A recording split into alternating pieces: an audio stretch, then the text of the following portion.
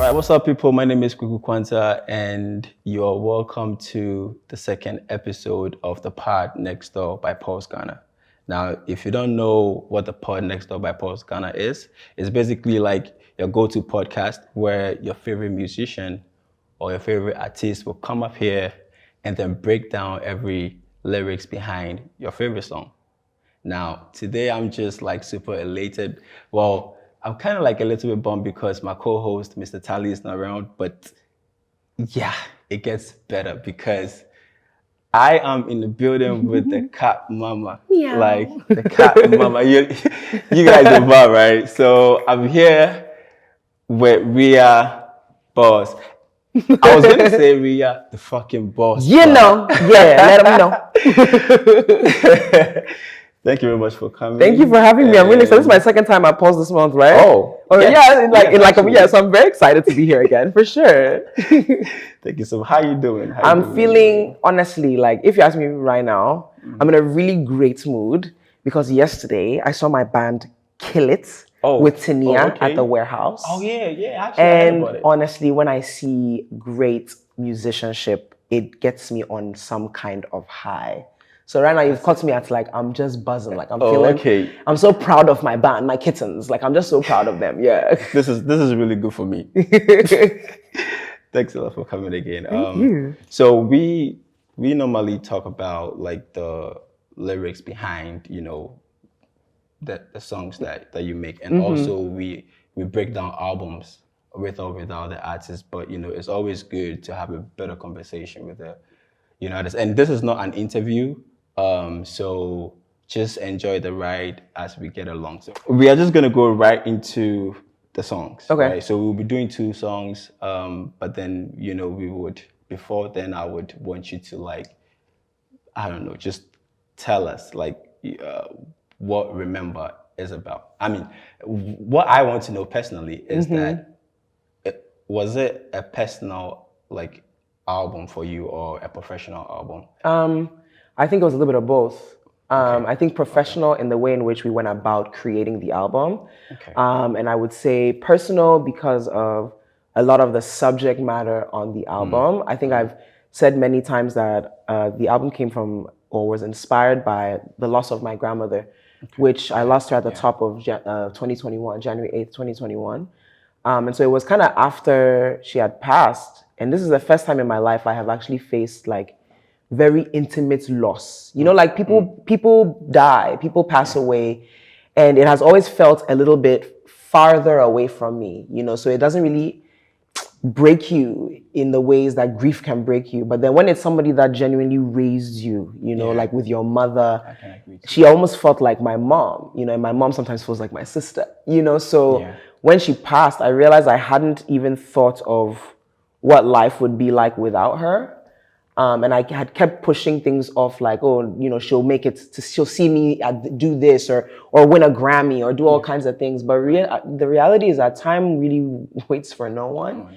And so I think that energy of time waits for no one, Ria, why are you waiting? You know, like, what are you waiting for to put together this album that it's been in your head?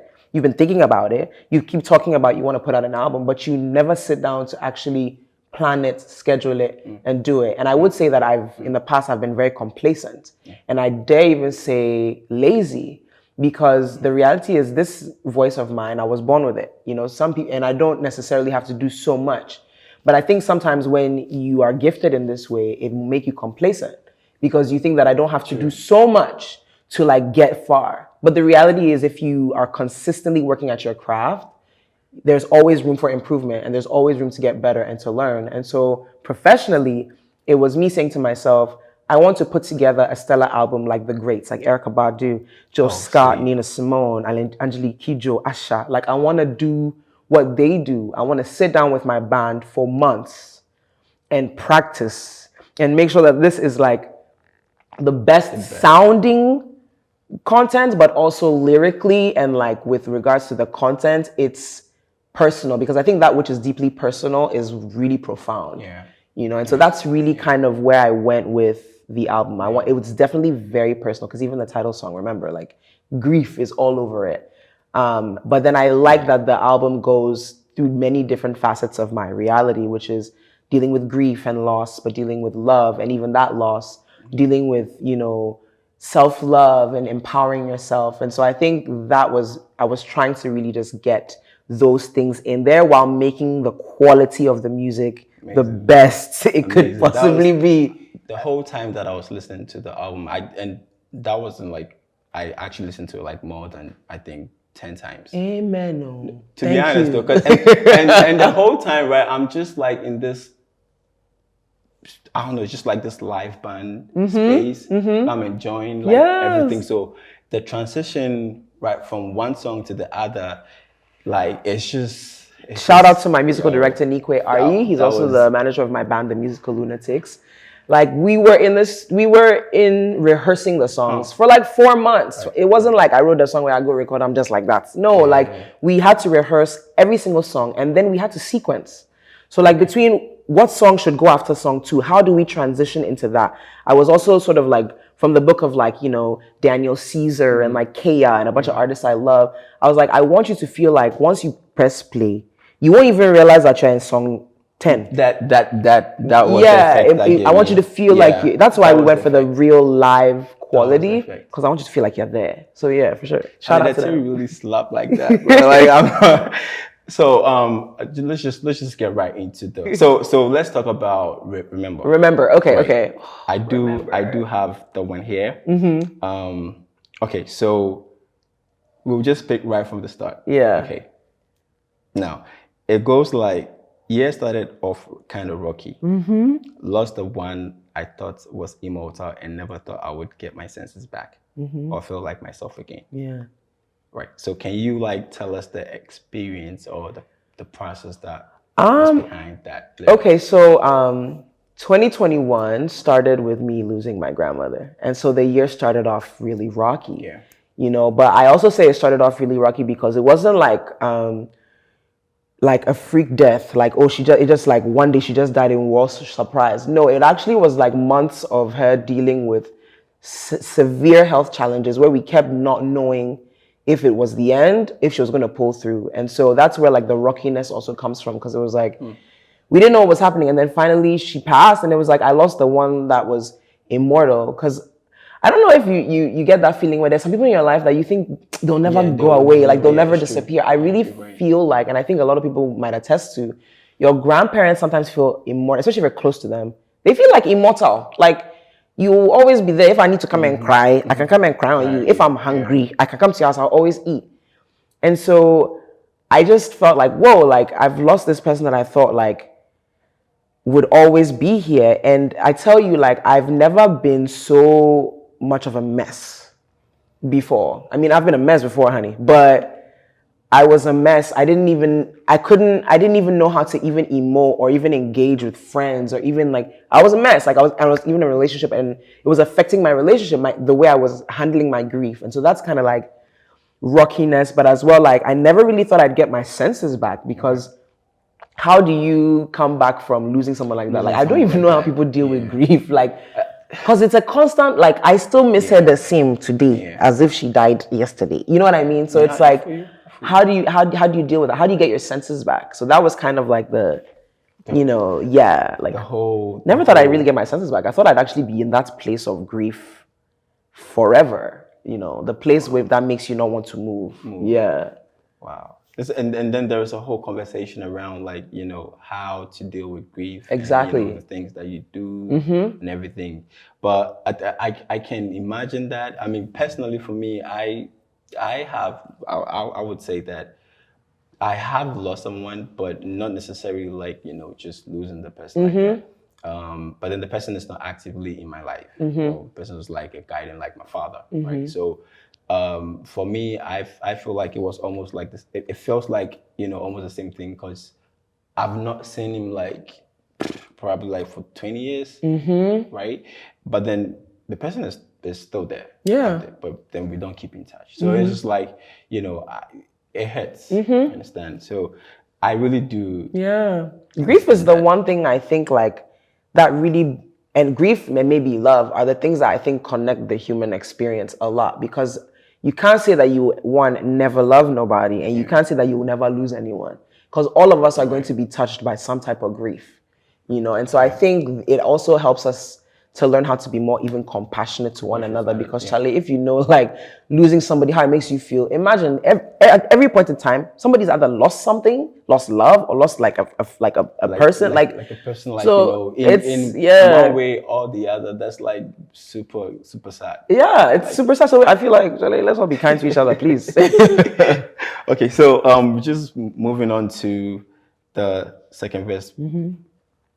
So it goes like, some days feel like bed is the only home I know. Some days feel like hate is the only thing that will flow. Can you hear me wherever you are? I wish upon a star. That was like a really good line. That was a really good line. So that's so can you tell us a little bit about, like, I think I definitely became extremely depressed.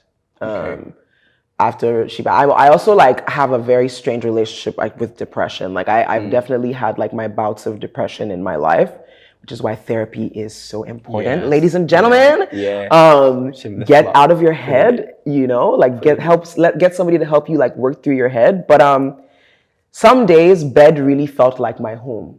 Like, it's the only home I know. I don't want to leave bed. I don't even, like, even to get up to go and bath. Like, my laundry is piling up. Like, my emails, like, if you see even my inbox, you even be shy. People asking me to do things, and I have features to do, and I missed out on so much work because, like, I couldn't even move. Like, I was so in this place, and this is, I have to say, this is after, the funeral proceedings, because I don't know, Ghana and funerals, they don't make you losing someone sacred. They make it like some, I don't even know, a spectacle. So, then we are going to, I think, the actual verse 2. So it goes like, fast forward, life was good, and love was steady blooming. Now, that is going to be this is about to be. We about to get some tears today, honey. Oh my God. Okay. Then the seed you planted in me didn't grow. Yeah. Didn't reap what you sowed. Now, I think it's I don't know, but the way I'm seeing it is like you were talking to somebody, right? But then, I mean, that's just what I think. I mean, you could prove me wrong. Okay. I'm really interested to hear what you think. Then I saw love in there somewhere. So was there like somebody in your life at the time too? Okay, so can you at this point, can you tell us? So I was in a pretty serious relationship at the time of my grandmother's passing. And at the time we were actually like in a really good place. Love, like the love was blooming. Like it was, I mean, at the time I felt like I was in probably the healthiest relationship I'd ever been in at the time. And so that's what I mean. I fast forward, love was good, and our love was steady blooming. But when I said the seed you planted in me, I had a miscarriage last year. Because my partner and I at the time were trying to, conceive and have kids. And I had a miscarriage. And so that's like the seed you planted in me didn't grow. Like it literally like did not grow. And it's probably actually around this is weirdly enough, it's like a year ago, like around this same exact time, like kind of, this was the time I think I found out I was pregnant, and then like I had the miscarriage, I think it was like a couple of weeks or like later. Yeah, so that's where that came from, because remember on the album, I wrote that last. It's song number 1, but it's the last song I wrote. So that's why I wrote it last year at the time of like going through this. And so that's where that came from. It was like, whoa, it didn't grow. Like you didn't reap what you sowed. Like, it was, what we were planning for did not come to be. Okay. I mean, so this is the thing. I sort of hang around with a lot of creatives. I think also with the work that we do. Yeah. So shout out to Pulse. So I mean, I had a friend. I think one time, I think she posted you on her IG stories, and another friend, I think Poetic Prince. Shout out to you wherever you are. Poetic Prince, we love you. He also posted you on his story. So I I had to go on your page and just, check you out. So that's a little bit, too much information to put in out there. But yeah, I had to go through your page, and I was just like, I was enjoying the life that you were doing. I enjoyed, pretty much your space. That was just you giving us content, and I saw that there was somebody like that. There was a guy. I mean, shout out to him, even though we're no longer together. I mean, things like that will ultimately teach you about yourself and teach you, what it is I think you require as an individual. So I mean, shout out to him, even though it's like, it's not. You suck. No, I'm just kidding. I'm kidding, guys. I'm totally over it. No, but really, like, even though we're no longer together, I think it's important, like, especially like as all of us, to understand that, like, sometimes it's not working. I was even talking to like Kwaku earlier, saying that like it's really about emotional intelligence, and not all of us have the same level of emotional intelligence. Now, this isn't an insult or disrespect. It just means that you need to find people that match your personal emotional intelligence, and sometimes you find that out during the relationship because what brought you together was purely superficial. And I think long-term relationships should be modeled like the way our friendships are modeled. Like, I need to find somebody who's going to treat me the same way my bestie over here, Kwaku, treats me, because like I know what love is. It's an action, And so if you want to be with somebody, make sure that they treat you just as good as your community of friends does. And if they don't, please usher them out. That's where I would like to end it here. Before you leave, I want you to drop your social handle. Yes, you can. That's like my thing. You drop it so everybody can go follow you. Yeah, awesome. So pretty much you can follow me anywhere: Twitter, Instagram, TikTok. I'm just gonna follow you right now. And it's at the Ria Boss. That's at TheRiaBoss on all social media platforms. Please follow me, and like if you see me, just meow. I really enjoy it when people be meowing at me, or like sending me meows, or sending me cat videos. All of you that send me cat videos, shout out to y'all, because you're the real MVPs. Yes. Okay. At the Ria Boss. Yes. Just hit the follow button. Okay, so it was super amazing. This was so much fun. Like, I mean, I just really learned a lot, and I have like totally enjoyed this. Like, me too. I get sad, to be honest. But we come your way again on the next episode. In case you don't really know what the Pod Next Door is, it's pretty much your go-to podcast where your favorite artist, like the Cat Mama herself, will come up here and then break down every lyrics behind, your favorite song. We also do album reviews with or without the artist. But yeah, do follow us on social media at Pulse Ghana. The audio is going to come out on all podcast streaming platforms, and also check the video on YouTube. You can also follow me on Twitter, which is at Kwaku Quansah. The Kwaku is KWAKUQUANSAH_ on Twitter. And then we just build a community. It was really super amazing. Do you have any like last words? Do you want to do that? Do you do that? Any last words? Yeah. All I'll say is live your life the way you want to live it, and not by the rules of anyone outside of your mind. Yeah. Thank you. Are you a poet? Yeah, what you mean? I'm a writer. So the poems the other day inside my. You see. We got the wordplay. I could be a rapper too. So what's up? Okay, so we come your way again on the next episode. It was super nice. Have fun and be great. It's the Pod Next Door by Pulse.